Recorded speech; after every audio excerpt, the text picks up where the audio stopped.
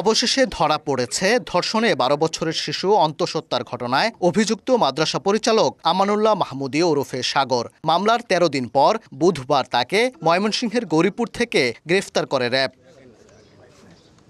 শিশুটির মা সিলেটে গৃহপরিচারিকার কাজ করেন। স্বামীর সঙ্গে তার বিচ্ছেদ হয়ে গেছে। শিশুটি তার নানির কাছে থেকে মাদ্রাসায় পড়াশোনা করে। ধর্ষণে শিশুটি অন্তঃসত্ত্বা হয়ে পড়লে ঘটনা ধামাচাপা দেওয়ার জোর চেষ্টা চালায় সাগর। টাকা দিয়ে মীমাংসাও করতে চেয়েছিলেন তিনি। এতে শিশুটির মা রাজি না হলে মাদ্রাসা বন্ধ করে আত্মগোপনে চলে যান সাগর।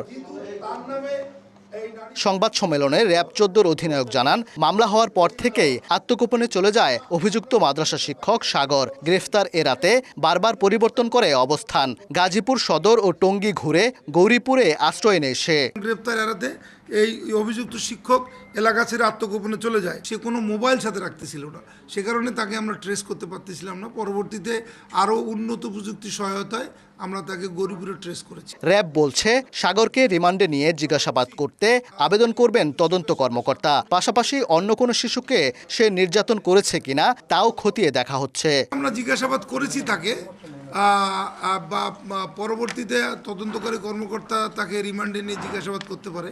আমরা প্রাথমিক জিজ্ঞাসাবাদ করেছি, সে খুব বেশি কোনো কিছু বলেনি। শিশুকে ধর্ষণ ও অন্তঃসত্ত্বার ঘটনায় আসামির দৃষ্টান্তমূলক শাস্তি নিশ্চিতের দাবি জানিয়েছে এলাকাবাসীও। নেত্রকোনা জেলার মদন থানায়